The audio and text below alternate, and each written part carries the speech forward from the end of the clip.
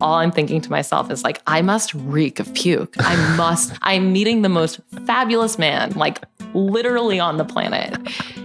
And I'm covered in puke. Welcome to Seacoast Stories, a podcast about the people, businesses, and newsmakers that make the Seacoast an American hidden gem. I'm Trey Farkas, and on today's episode, a look into the wild life of a small business owner who constantly worries about not only the long-term health of her photo studio, but even more so about the long-term health of her body.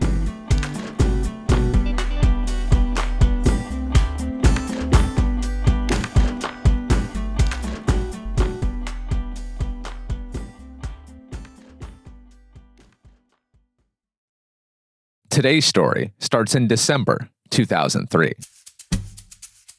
It's Christmas Day in Andover, Massachusetts, and 12-year-old Andrea Leahy is in front of the Christmas tree, scanning the room to see what Santa has brought her this year. She has a number of things on her Christmas list, but there's one gift she dreams about more than anything else. Earlier that year, Andrea's family visited her uncle on Cape Cod, and for the special occasion, Andrea's parents brought along their shiny new toy, a digital camera. Determined to protect the camera from the claws of their energetic 11-year-old, the Leahys refused to let Andrea touch it. But of course, Andrea, never one to back down from a challenge, gets her hands on it by the end of the trip. And when she does, something about it just feels right. She's a tomboy athlete on the outside, known for her prowess in the swimming pool. But on the inside, Andrea is a budding creative, and the artistic side of her is begging to get released. With her parents' camera, she's immediately hooked. She experiments with light, shadows, and how lines converge on a focal point. Already addicted to the little details of photography, Andrea immediately puts a digital camera on her Christmas list. And when that day finally comes, she can't contain her excitement. She identifies a box that could be a camera and snatches it off the ground faster than you can say Rudolph. She nervously lifts the lid from the box, casts the tissue paper aside, and gets her hands on the thing that will change her life forever. A brand new Nikon digital camera. It's her new best friend and the cornerstone of her future business. Andrea Leahy is now Andrea Schwanbeck, and she's the founder of Brass Tacks Photography, a photo and branding studio in the heart of downtown Portsmouth. Brass Tacks takes photos for weddings, engagements, and all of your life's biggest moments. Plus, she's a type 1 diabetic, and because of that, she's become a very good friend of mine on the Seacoast. We'll discuss all of that and more in a moment, but first, we start Andrea's story, where all great stories begin.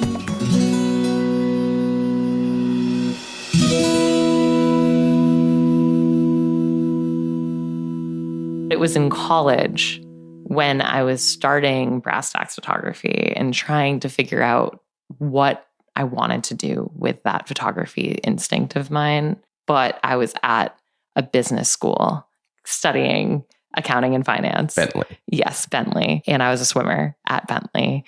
So that was that moment when like where I was and what I was studying wasn't really matching and lining up to what I was interested in and what I thought, what I wanted my career to go into. And luckily for me, Bentley introduced a new major my sophomore year of college where it's media and culture. I was one of 7 in my graduating class to take that major. Yeah. It was one of those things that was like, oh, thank God I don't have to transfer schools to like pursue this. And also everyone at Bentley thought I was a hippie. Why?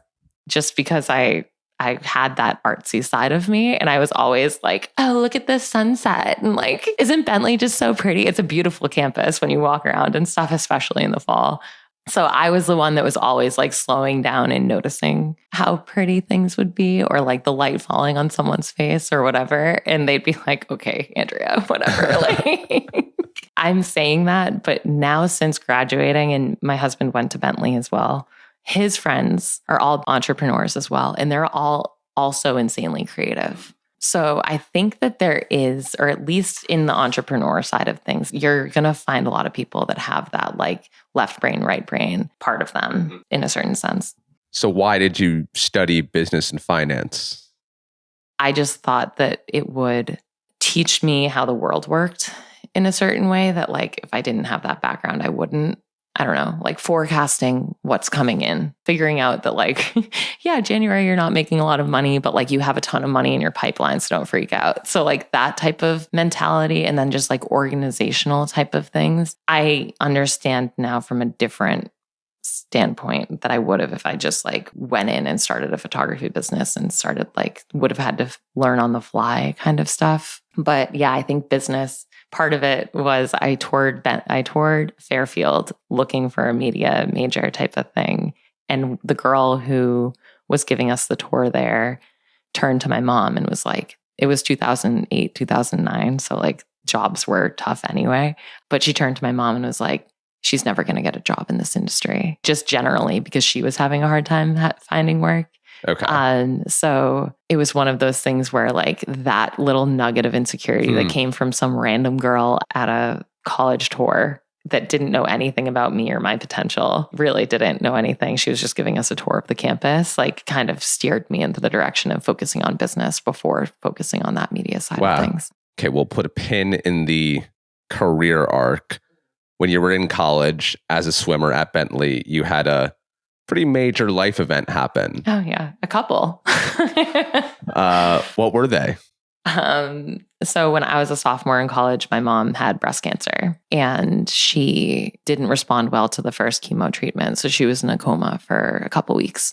So that was actually another moment in time where I fell into photography and into creative suits to kind of get myself through that. I mean, college, you know what college is all about. It's like, yeah, you're studying whatever, but it's also fun and drinking with your friends and stuff. And when you're dealing with something like that outside of family, sitting in your dorm room is like just depressing if your friends are all doing stuff. And photography gave me kind of a ticket to have an excuse to leave and be sober, but also be around a party. So like shooting weddings was one of those things that gave me access to like, hey, I'm still having fun and doing stuff. And I'm out and about and whatever, but I'm not drinking. If there's an emergency, I can get to the hospital. It let me kind of slow down and appreciate the things that were said, or like those moments between the couple and their parents, or like with their family. And when I shoot weddings now, that's kind of where I put myself. Like oftentimes, if there's any sort of interaction with parents at a wedding, if you look at me, I'm crying, and that's part of it. That's why I like love capturing moments and capturing families, is because all of these moments in time are just so fleeting. And like when you're going through something like that, having those photos and those memories just mean that much more. It's just a tangible thing of like a better time. So that was the first major thing. And she turned out to be okay. She's fine. She's still here. Okay, great. Yeah, I should probably phrase that better. My mom is fine. She's living in Portsmouth. And I think that she was like officially in remission right when I got diagnosed with diabetes. And that was punch number 2 of during college life things and life transitions. The blessing in disguise with my diagnosis was that I was a collegiate athlete. I had a strict exercise and diet regimen. And I mean, the lifestyle change for me for type 1 wasn't so hard, but the managing of the blood sugar part was crazy. Yeah. And like the first thing I asked someone when I got diagnosed was if I could drink, because it was going into my senior year of college and I was like ready to party. Yeah. But also like you get a diagnosis like that, all the things come up, right? Like it was a week before my 22nd birthday, a week before school started. I was moving into essentially a party house with a couple of the people from swim team. My priorities at that time were like partying and having fun and like that last year with my friends. But also on the other side of it, it was like, oh, can I have kids with this? What does health insurance look like? Like, can I pursue this media career and freelance and stuff? Or is that totally lit on fire? And do I have to change gears? So yeah, that was hit number 2. How did you find out that you had it? I was living in California for an internship that summer. And when I got out there, I had this like crazy cough that I couldn't get rid of. And that's what I thought the issue was this cough. And like one time my roommate found me like passed out on the floor of our bathroom. I'm now thinking in hindsight it was ketoacidosis or something, but she found me passed out and I thought it was from a coughing fit. So they gave me a Z-Pack, sent me home, no blood work, tested for like dehydration or whatever. They might have given me an IV. I can't remember specifically like what that first thing was, but that was the first time I went to the hospital. I went 2 times after that, but another time I just like missed 3 days of work because I couldn't get myself out of bed. I felt like very, very tired and just my limbs felt like they were full of rocks. And something didn't feel right. And I'm WebMDing like what's wrong with me, and all these terrible like cancers and things are coming up. And I'm like, we just went through this. I don't want cancer. I don't want that. I don't want this. Like I'm going to die essentially. And then when I came back from California, my parents picked me up from the airport. I mean, I'm already a small person. I had lost 15 pounds. And like my dad had to like sit down when they like thought I was on drugs because I had lost so much weight. Like every time I Skyped home, people would tell me to eat a burger. My hunger was like through the roof. Always thirsty, always needed to pee. So I had made an appointment because I thought I was dying with my real doctor for the day after I landed back in Boston. My A1C was 15. Wow. It should be between like 4 and 6. Like a healthy person's is between 4 and 6. And my blood sugar was 715. Yeah. So that was the day I was diagnosed. For context, people, you know better than me, but good blood sugar range is between 80 and 180 milligrams per deciliter. Yeah. And then an A1C is a 3-month average of your blood sugar levels represented in decimal form. So 4 to 6 is good. Like, and 15 is like so I was in like full ketoacidosis. Like the doctor called me on the phone. I'll remember this. I was driving my friends home. It was right before school started and I wasn't feeling well. So I was like, I'll drive everyone tonight. So I was driving all of my friends home and one friend to drop off this poor kid. And I answer the phone and she's like, yeah, it sounds like you're in a car. And I'm like, yeah, I'm driving. She's like, pull over the car immediately. I'm like, okay. So I did. And they were like, yeah, you have type 1 diabetes. You're like on the verge of ketoacidosis. Like you should not operate a vehicle because you could go into a coma like at any moment. And I'm like, what? Like, this is just a ton of information. And the person I'm with, like, we're 21 in college, like he had been drinking. So I'm like, well, what do I do now? We were like in between his house and my house. So I just brought him home with me. It was like, I mean, I'm around the corner. I'm just going to go home. So I go and wake up my parents. This kid's like sitting in my house. Like, what do I do right now? And I'm like going through the fridge being like, I can't eat this anymore. I can't eat that anymore. Cause I didn't know anything about diabetes. And while my mom is coming downstairs, and then we dropped him off at home.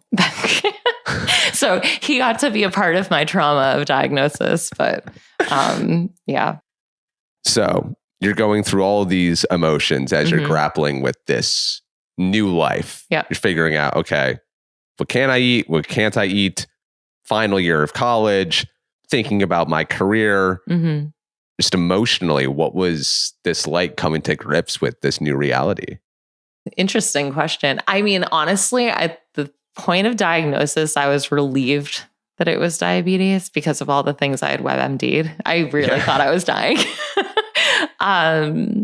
But the scary thing being a diabetic is that like, I really don't know many people with diabetes. It's not like a thing in my family really. So the hardest thing for me is it's like, how do I surround myself or like educate the people around me to be aware that something like my behavior might change if my blood sugar is low or high, or like how to like gently get me to pay attention versus like, oh, you're pissed off because your blood sugar is high. Because sometimes I've had that said to me, but I had valid reasons of being mad.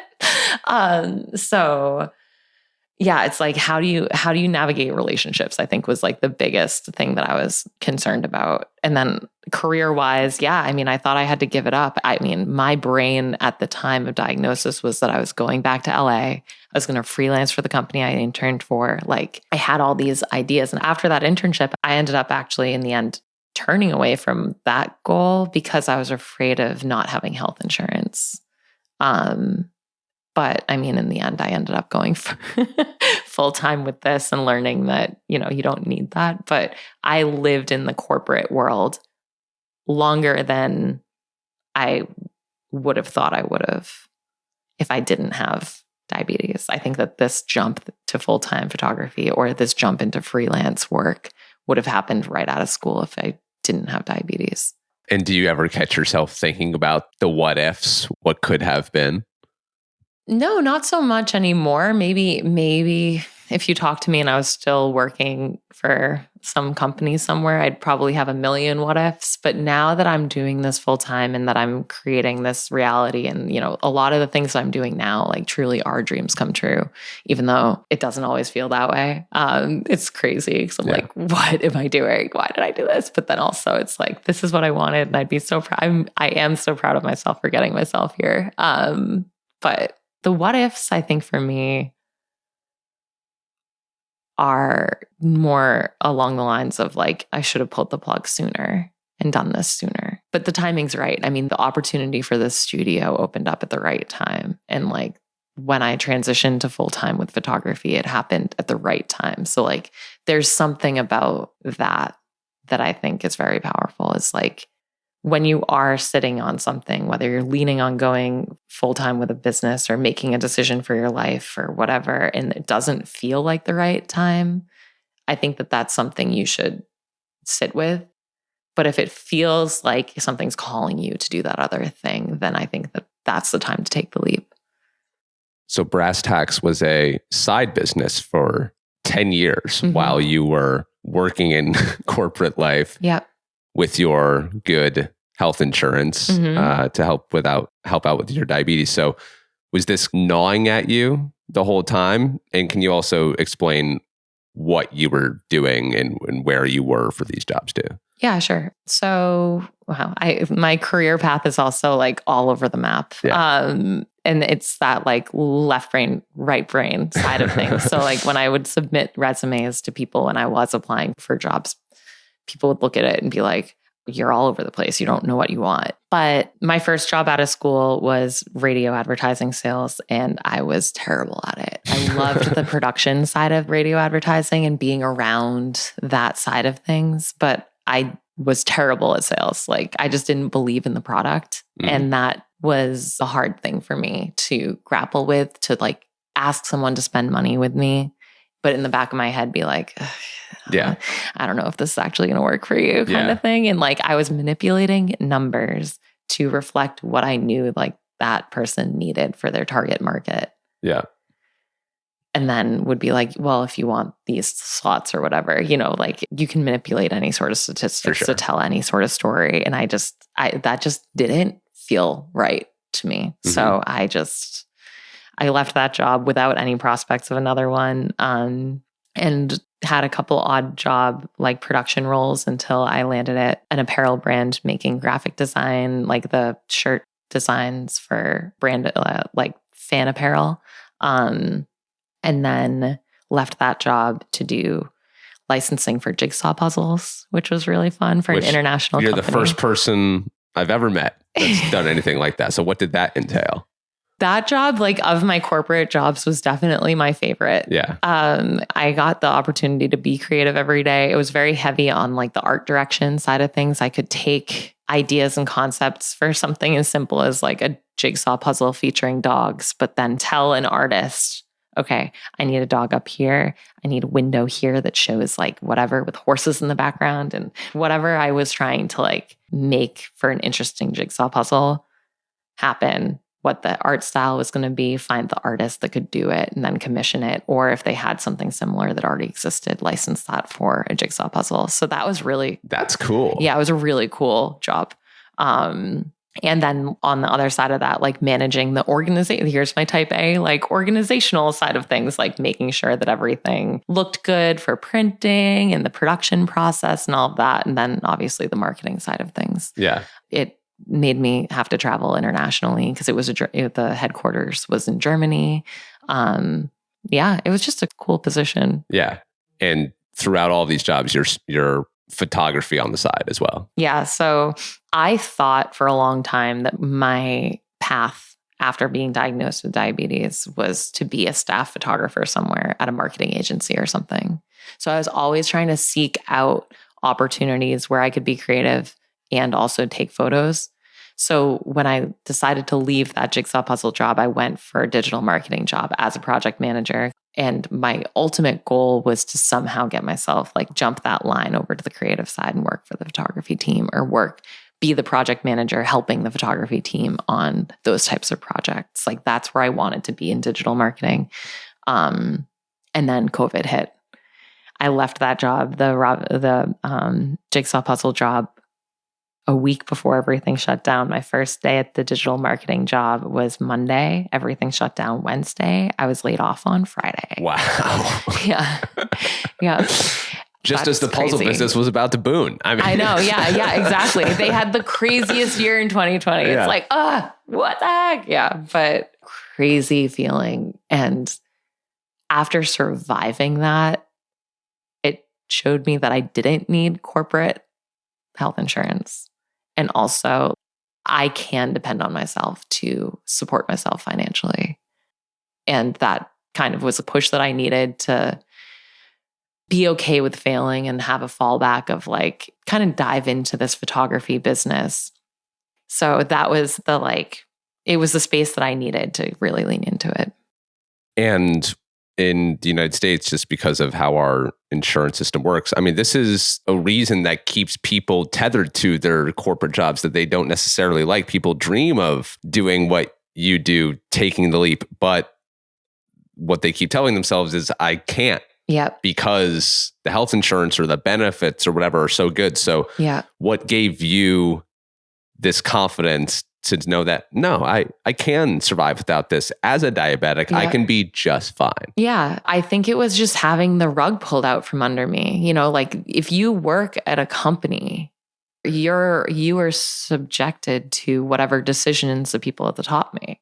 So if you could have a secure job, you could even be the best at your job. But if there's layoffs and they don't need your department anymore, you could be in that position too. And that was really, for me, it's like, okay, I have this corporate job, I'm working for someone else, but someone else is managing my destiny here, no matter where I go. Where photography, it's like, I need more money. Okay, I need to do some sort of promotion to drive people in to hire me for something. Or I need to go and network and meet 3 people and maybe one of them will hire me for a branding session. You know, like that is the thing, is like my destiny financially to be able to support myself for diabetes is all on me. It's not someone else's decision. Someone else is not determining what I make at the end of the day. It's my choice. So weddings did come back eventually. Yes. And they came back in full force. Totally. What do you enjoy most about shooting weddings? I love the energy of weddings. I think that people get so hung up on making it perfect. I've never in my career or in my life, like in attending, have been to a wedding that ran smoothly or was perfect. Even the most perfect wedding, if you ask the couple in 2 weeks, they're going to tell you something that they had a gripe about. And that's what I tell my couples going into it, is it's like, just let go and have fun on the day, because something's going to go haywire and it's going to work itself out because you have the people around you to make sure that it's fine. So I'm attracting the type of couple that wants to have fun and wants to be with their family and wants to be with their friends and wants to celebrate this moment in their life. And that energy is intoxicating. And being able to be there and show it back to them in photos, like hold a mirror up to it, is a really cool thing. Has it ever lost its luster for you? I mean, when you do something so many times, go to so many weddings, I mean, this is perhaps the most magical day a person can have. Yeah. That and the day that you welcome a child or buy a house. This is a very special day for a lot of people. is it as special? Obviously, it's not as special for you, but does it still maintain that, wow, this is important? Yes, 100%. No, it hasn't lost its luster. I mean, it definitely can be a little bit of a pang every now and then when I'm missing something that I want to be at with my friends and family. Most of these being on weekends. Yes, exactly. In order to be photographing a wedding. And I think that that's something that people talk a lot about. Like I'm in a lot of different groups for people that are looking for wedding vendors and stuff. And I think that one thing that is lost on people that are hiring their wedding vendors is that they are making a huge sacrifice of their personal time to cater to you and to help you and to give you a perfect day.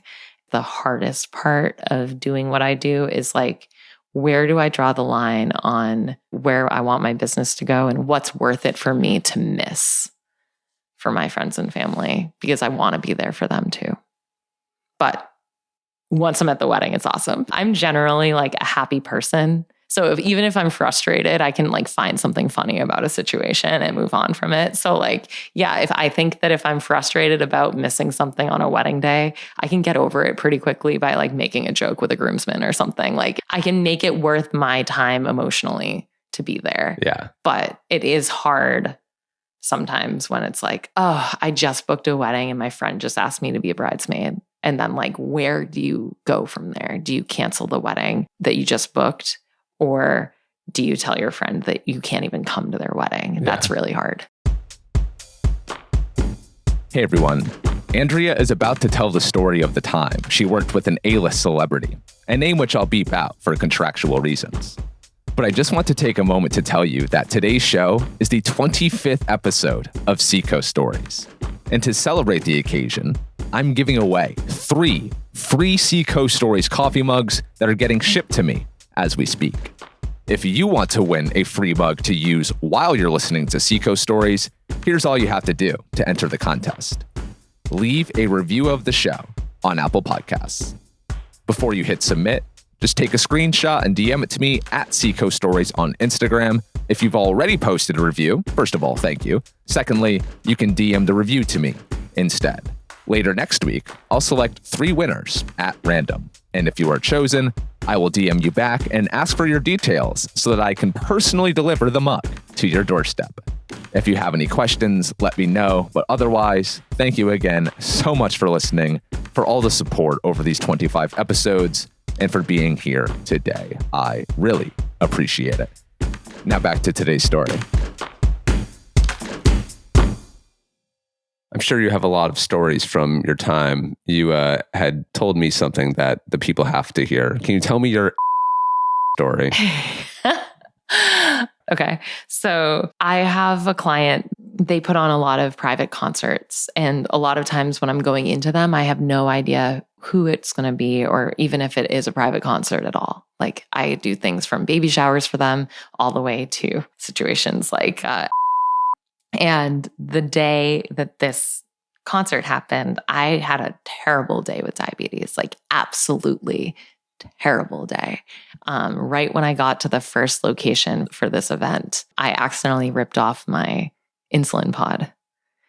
And for those of you who don't know, if you're a type 1 diabetic, you need insulin to carry out your day, like eating aside.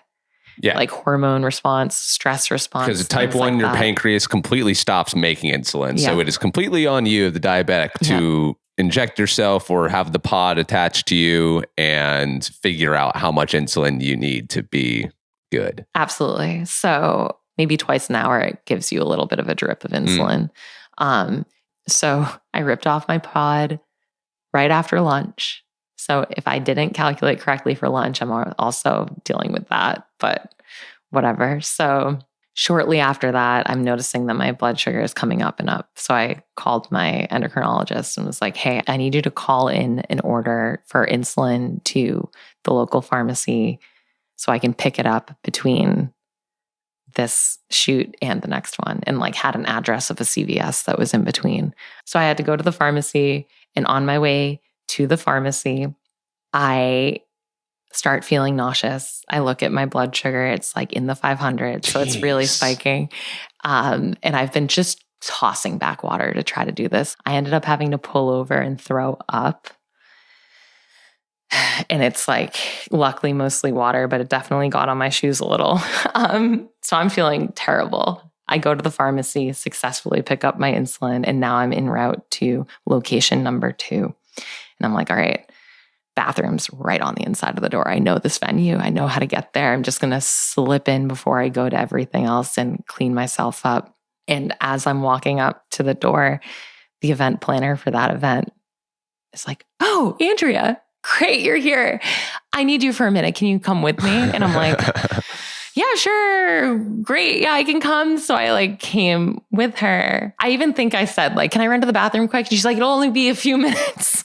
So I go with her and we're walking down this hallway and she opens the door and I don't know who the performing act is at this point. She opens the door and it's sitting in a chair with his team and whatever. And she's like, yeah, we're going to be doing a meet and greet. Like, here you go. And like, we shake hands. And I'm like, all I'm thinking to myself is like, I must reek of puke. I'm meeting the most fabulous man, like literally on the planet. And I'm covered in puke. So that happens. Depart, go clean myself up. But it was just one of those crazy things where it's like, this is an unreal opportunity. Like, how many people can say that they've been able to work professionally with while also literally battling off dying the whole day? like it's the craziest thing. The connection between mind and body for diabetes has been fascinating to me, because anytime you're sick or unwell, your physical health can affect your mental health. And I'm wondering, when you're having a day like that and you're at 500, which is not good, because anytime your blood sugar is high over a sustained period of time, like you are doing long-term damage to yourself. Yep. Does that weigh on you when you're having, and do you beat yourself up when you're having bad days? Totally. Yeah. I have had days where like I'm laying on the couch being like, I just don't know what the solution is here. I've tried giving myself insulin. It's not coming down. I'm like fasting to try to bring stuff down, or I'll even go for a run, or what I attempt to be a run, because I don't know if you've had this experience, but sometimes when your blood sugar is high, just movement hurts. Yeah. I've been there and it's really hard. And then sometimes those days fall on days that you have to show up and put a smile on and carry on and be creative and act on whatever's going on in that moment. You know, you have to be instinctual and tune into someone else while you're feeling crummy. And that is a crazy place to be. And I beat myself up because I wonder if I'm putting my best foot forward or if I'm the right person sometimes. But yeah, I mean, this week, small business owner, like real, like mask taken off for a second. This week has been one of those weeks where I've just been beating myself up on where my business is and wishing that I had a better handle on the future, which is a crazy thing to even ponder on as a business owner. But a lot of this anxiety that I'm feeling, one of the first things I think about when I'm feeling that way is my blood sugar okay? Is this diabetes related, or is this I'm actually should be stressed out about something? And that is the question for any sort of anything. I have a headache right now. Is this diabetes related? I have a pang in my shoulder. Is this diabetes related? I have a pang in my back. Are my kidneys giving out? You know, like those are things that I think people don't realize it's a day-to-day thing of like, you're thinking about diabetes as a diabetic, even when it's not food and exercise. Like it gets this reputation of just being that, but it's literally everything. I'm frustrated with my husband. Is this diabetes related? Yeah. You know, like it's crazy. And you've had it for 12 years and you still haven't mastered it. It's not something that's just on autopilot. You have to be constantly on top of it. Yeah. And or else changes. You'll suffer. Yeah. Or like like you just had COVID, like that situation. Yeah. How your body reacts to COVID versus a stomach virus versus just a normal cold, or like even being cold, being outside in the cold versus being outside in the heat, that affects your blood sugar as a type 1 diabetic. So it's one of those things that it's like the question, is this diabetes related, is always a question. Or like if I stub my toe and it takes longer to heal or whatever, that is diabetes related. But like at what point is it not? You mentioned earlier the relationships aspect of it and priming the people in your circle about, hey, I might be acting this way because, or, you know, I might need you to do this when I'm experiencing this. Yep. I certainly, just over a year into my diabetes journey, if you will, one of the biggest struggles for me has been, how do I talk about this without other people? A lot of us hate, but especially me, I hate feeling like a burden to other people. I hate feeling like I am taking away from your experience in some way. I hate when other people have to feel responsible for me. So that's been tough for me. For you, do you struggle with feeling like a burden on other people, or like, people have to, you know, because you're a go-getter, you're an athlete, like very self-sufficient, but you also do have to admit weakness sometimes. Oh, totally. Yeah. I definitely struggle with the admitting of weakness. And it's so funny because like, if my blood sugar is going to drop on a wedding day, it happens in 2 scenarios. And it's always these 2. It's either while I'm photographing groomsmen, like just the groomsmen, or right before the entrances to the reception. That's the 2 times in a day. If my blood sugar drops in a day that it happens, I have blood sugar snacks in my bag. So it's not an issue. But I actually got a text from a groomsman recently being like, the most badass thing that I remember you for is your blood sugar dropped during our portrait time. And you just asked your second shooter to get you some like those like sour watermelons, and you popped a bunch in your mouth and just kept going. And I'm like, yeah, that's what I do on a wedding day. And I know how much I need at that point. Just luckily I have my blood sugar on my watch so I can just see where I'm at. And if it's going, take more. If it's like low but steady, I'll take another amount. So I've learned what I need, but being able to slow down and actually be like, okay, I know this is a severe low, like I need to take a break for a second, is something that I have a hard time with. But I manage my sugar a little bit differently on a wedding day than on a normal day for the same reasons of like, if you manage it a little bit differently when you're sick, I know I'm going to be more active. I'll eat a little bit larger of a meal and give myself a little less insulin. So I show up a little bit high, but like healthy. This to people listening who aren't diabetic, this sounds like, gosh, living is such a chore. I mean, to take care of yourself as a diabetic, you essentially become a scientist, endocrinologist, because you have to know so much. Yeah.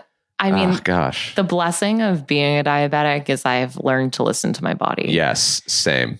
The curse of being a diabetic is that all I think about, aside from everything else that you normally think about, is diabetes.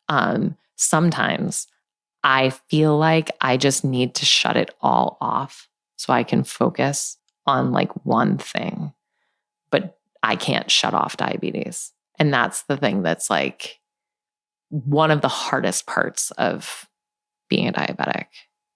You can't pause. You can't stop diabetes. I mean, you can't take a vacation from it like you can work. You can't exit a room like you can someone who's making you aggravated. You can't remove yourself from it. It's always tied to you. And then as far as managing relationships go, I mean, I have a story, like totally business unrelated, but we were in Italy with my friends for my friend's wedding, and my friends wanted to go for a hike, and we didn't have a lot of time to kill. Like we kind of had to like go on the hike or not, because we were going to the wedding that afternoon, and they were pressuring me to go. And I kept being like, I need to eat something. Like, I just need to run and grab something to eat. And I need to sit down when I eat because I need to do the math. And at the time I was giving myself injections. So I had to be a little bit more specific than I do now with the pod.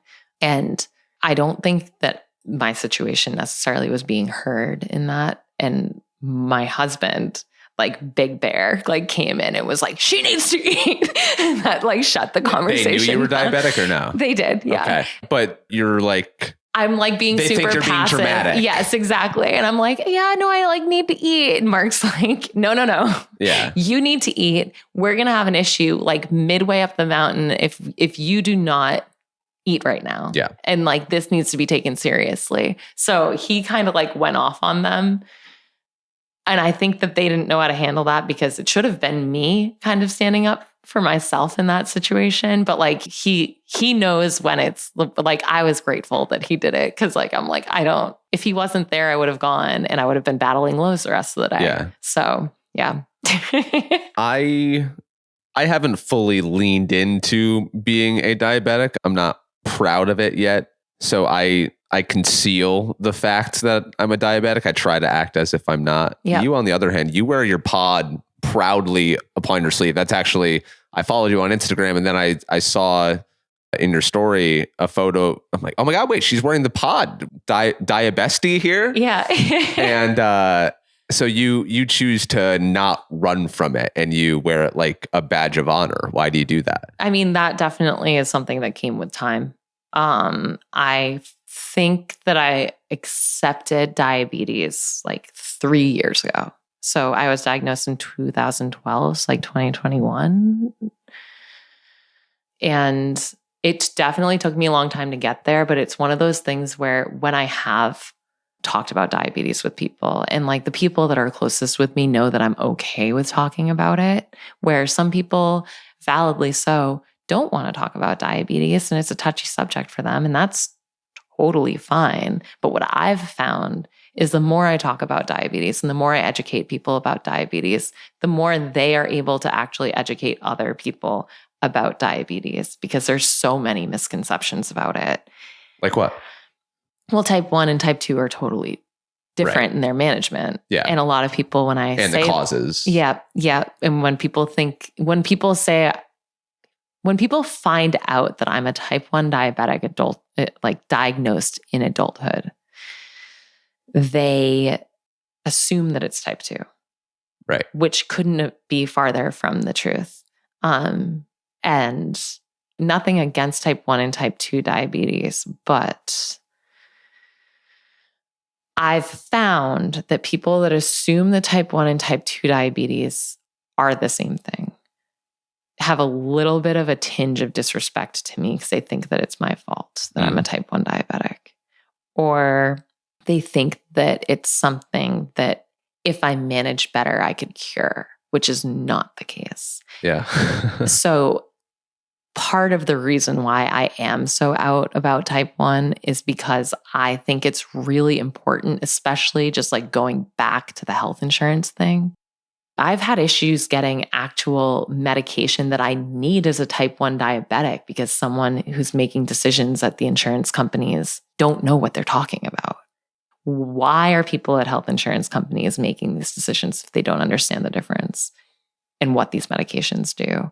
And then also like just having the general public or at least my surrounding people have a better understanding of it just brings comfort to me to know that like, if someone says something that is out of line on it, they can be like, well, actually, I heard that. Like, it's just, I don't know. The event that I photographed last night, I was approached 6 times about my insulin pod. Really? Yeah. 3 people knew what it was and talked to me about diabetes. One of them had diabetes. And we just like talked about all the tech that we've tried and what we liked and we did it. Yeah. It's gonna be fun. Yeah. And he's like, what's your sugar at? Like, whatever. And he wasn't wearing a pod at the time, but like when people have a pod and it's somewhere I can see it, I like to like bump it like a fist bump. Just because I think that that's fun cute to do. Yeah. I'm like, oh, pump bump.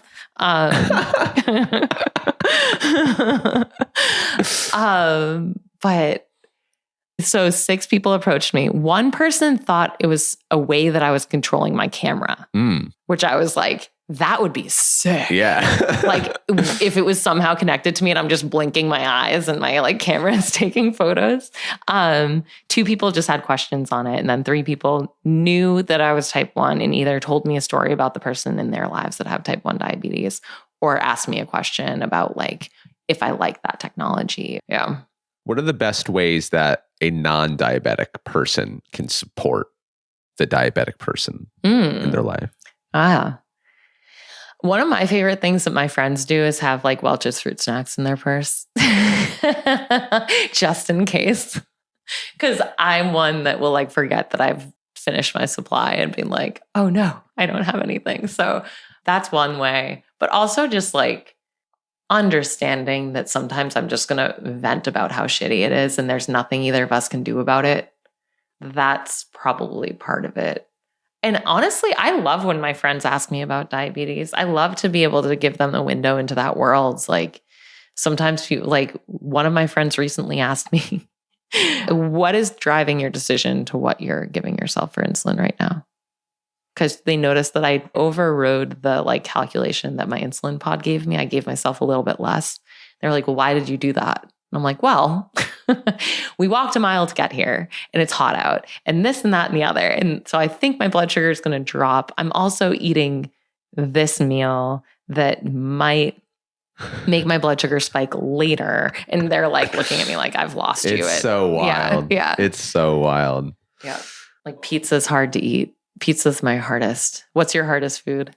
Nachos. Nachos? Nachos from the goat. Anything that has like a carb cheesy combo wreaks absolute havoc on my body. Yeah. Yeah. To the point now where I've had so many bad experiences with it where I'm like, do I have to give this up? Yeah.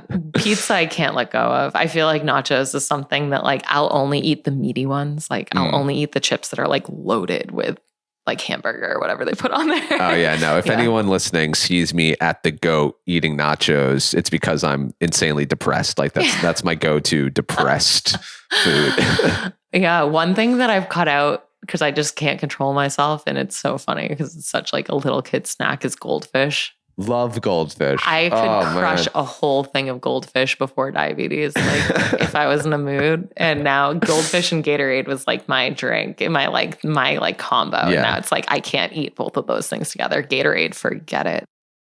Gatorade is my go-to for workouts. Like I'll have a sip or two of Gatorade during workouts just to make sure I don't crash because I crash very easily. I deal with crashes way more than I deal with highs. Yep. So you moved into a physical space, Brass Tacks, on Fleet Street at the end of last year. Yep. And it's an awesome studio. I love what you've done with it. Thank you. You've got some desk space. You've got a good common area upstairs. We're currently downstairs. Why'd you decide to move this business, which was you went wherever the photography needed to be happening, and then I assume just working at home for your photo editing and all the other admin stuff. So why did you get this space? Yeah, I mean, well, I really leaned into that product photography stuff in COVID to the point where it was overtaking my house because I had other props and everything. I actually had a smaller studio on the hill that I moved into. And then once I opened that studio on the hill, I started getting inquiries for headshots. And I don't know why that was the case because I've always been located in Portsmouth on Google, but for some reason that spot just started getting me inquiries for that type of thing. And I quickly realized that the space was too small to take headshots in. So then I looked for a larger space. This spot used to be a lawyer's office. It used to look significantly different in here. Upstairs, which is now like one main area with the kitchen and the bathroom, used to be 3 rooms.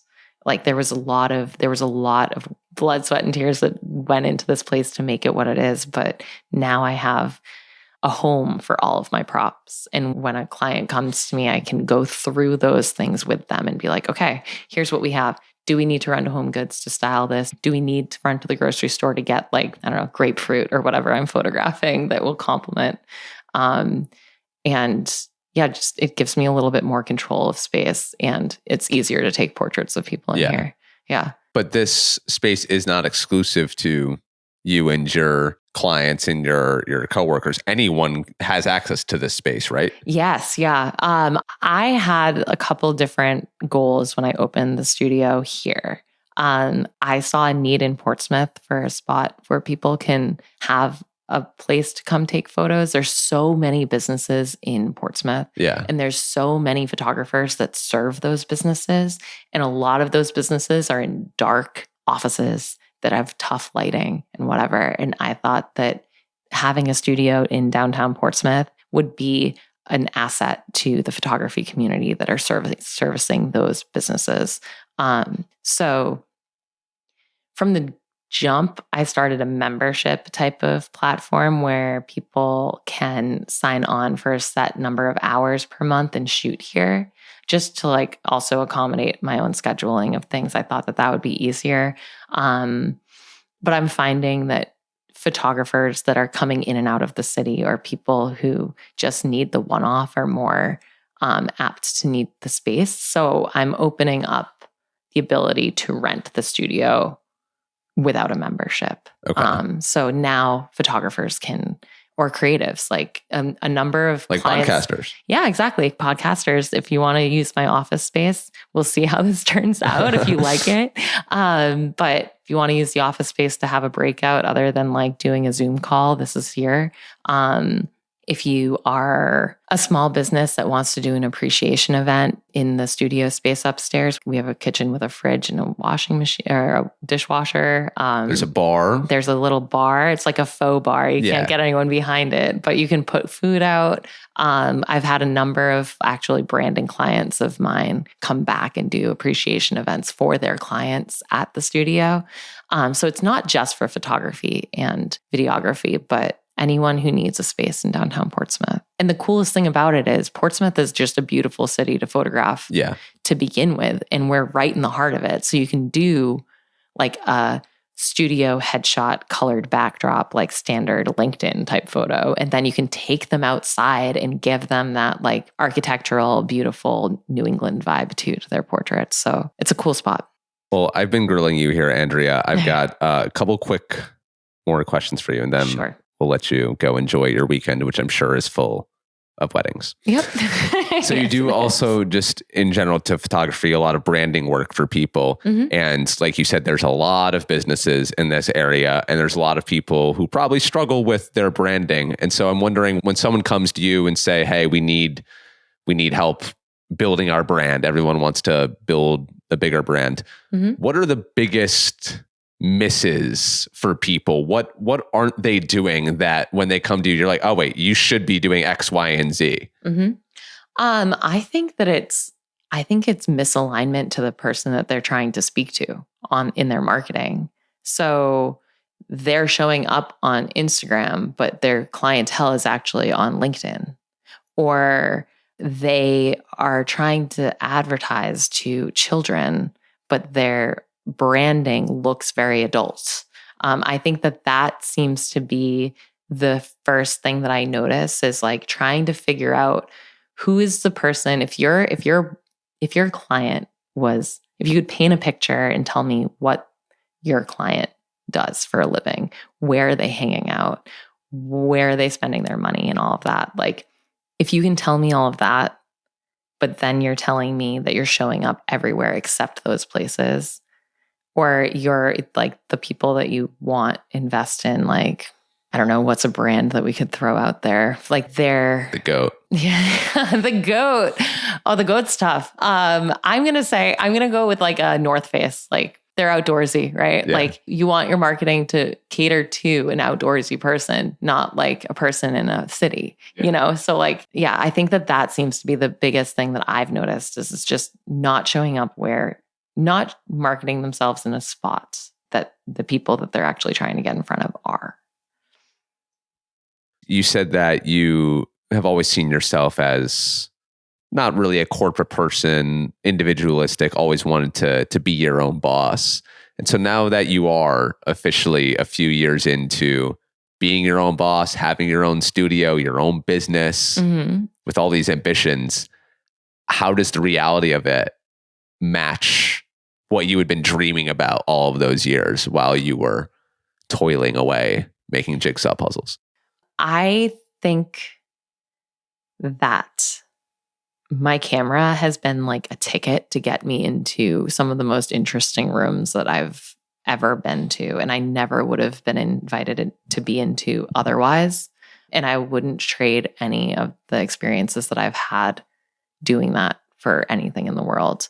But I also sometimes have those moments where owning a business is not for the faint of heart. Yeah. And being a diabetic is not for the faint of heart either. And sometimes I wonder if, like, I think that being an entrepreneur and having your own business and, like I said, like having everything kind of ride on you is a empowering place to be because it's up to you.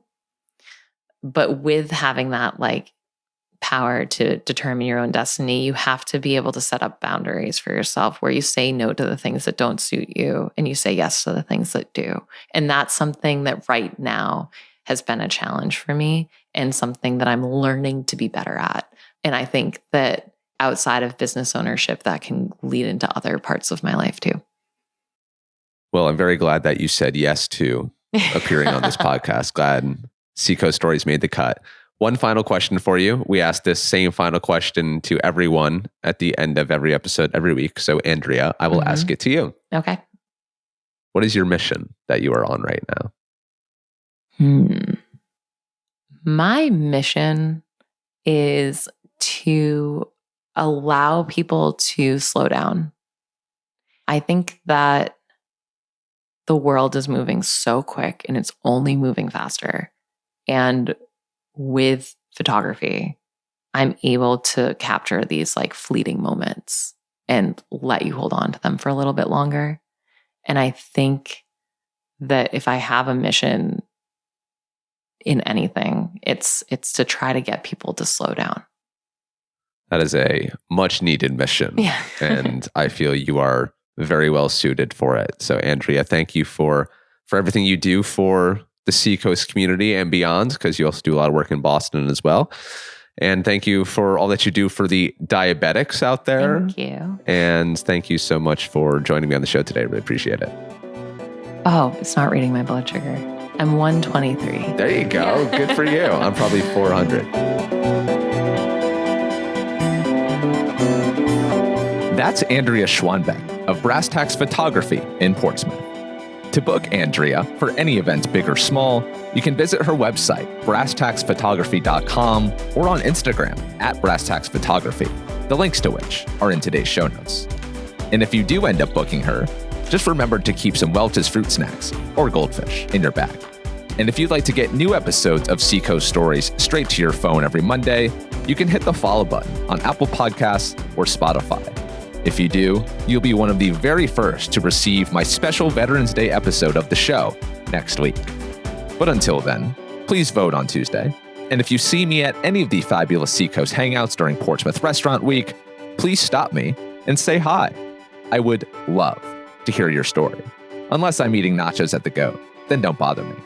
Until next Monday, everybody, have a great week. And as always, because I don't know what else to say, live free or die.